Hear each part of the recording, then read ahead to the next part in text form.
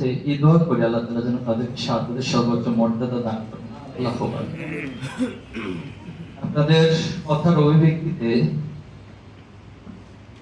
সন্তান হারানোর যে আবেগ সেটা যেমন ফুটে উঠেছে এবং ফ্যাসিবাদের বিরুদ্ধে আপনাদের তীব্র ক্ষোভগুলো উঠে এসেছে। এই জায়গা থেকে বর্তমানে আমরাও দেখছি বিভিন্ন জায়গা থেকে আওয়ামী লীগকে আবার পুনর্বাসন করা, ফ্যাসিবাদকে বাংলাদেশে আবার রাজনীতি করার জন্য, ক্ষমতায় আসার জন্য সুযোগ করে দেওয়া হবে। যারা এই কথাগুলো বলে তারা নিজের শহীদদের রক্তের সাথে গাদ্দারি করে, বেইমানি করে। আমরা আন্দোলনে একসাথে ছিলাম।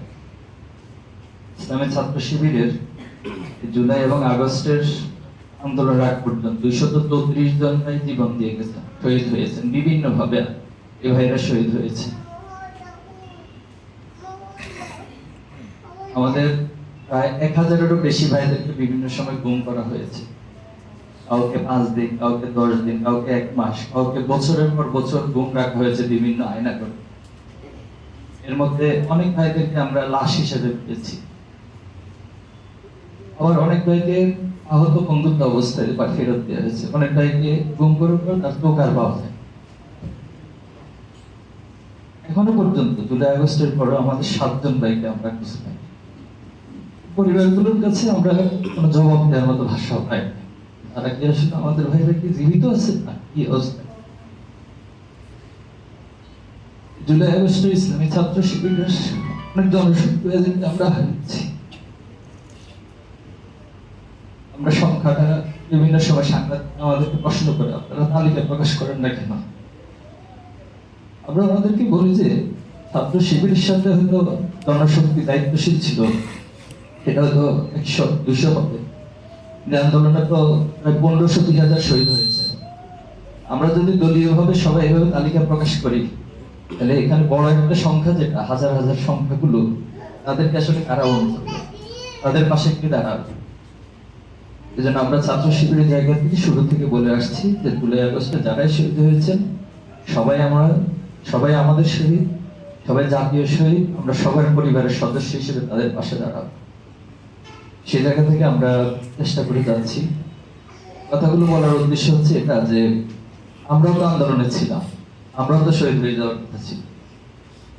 ছাত্র শিবিরকে যদি নিষিদ্ধ করছে আপনাদের হয়তো মনে আছে, তখন আমি সেক্রেটারি জেনারেল দায়িত্ব পালন করছিলাম। শারীরিকভাবে এই আন্দোলনের সার্বিকভাবে কারা পলিসি নিচ্ছে, কারা এক্সিকিউশন করছে, এই সব তথ্য গোয়েন্দাদের কাছে ছিল, হাসিনার কাছে সে তথ্যগুলো ছিল। এবং আমাদের নেতৃবৃন্দ যারা গ্রেপ্তার হয়েছে তারা জেলখানা থেকে রিমান্ডে তাদের তথ্যগুলো আমাদের কাছে পাঠিয়েছিল যে ছাত্র শিবিরকে নিষিদ্ধ করে এবং ছাত্র শিবিরের যাকে যেখানে পায় সেখানে তারা ক্রস ফায়ার দিবে অথবা কোনো একটা আয়না ঘরে নিয়ে তাদেরকে গুম করে দেবে। কথাগুলো বলছি এজন্য আমরা শহীদ হয়ে যাওয়ার কথা ছিল, অথবা যদি আল্লাহ না করুক কোনোভাবে হাসিনা টিকে থাকতো, আজকে শহীদ পরিবার নিয়ে এভাবে বসার আমাদের সুযোগ থাকতো না। এবং এই পরিবারগুলোকেও তারা নিশ্চিহ্ন করে দিত বাংলাদেশ। আমাদের মনে আছে বিভিন্ন হসপিটালে আমরা আমাদের ভাইদেরকে যখন পাঠাতাম আহতদেরকে একটু সেবা দিয়ে আসে, সেখানে আমাদের ভাইদেরকে গ্রেপ্তার করে নিয়ে গেছে। সেখানেও আমাদের অনেক ভাইদেরকে গুলি করছে, তারা সেবা দিতেছে।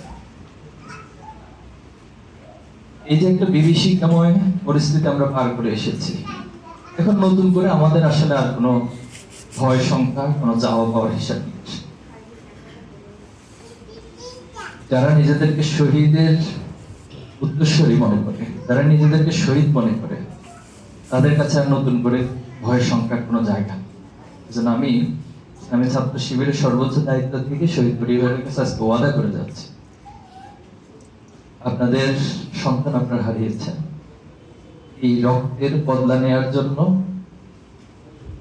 এই রক্তের ঋণ পরিশোধের জন্য আমরা লক্ষ লক্ষ যুবক জীবন দিতে প্রস্তুত আছি।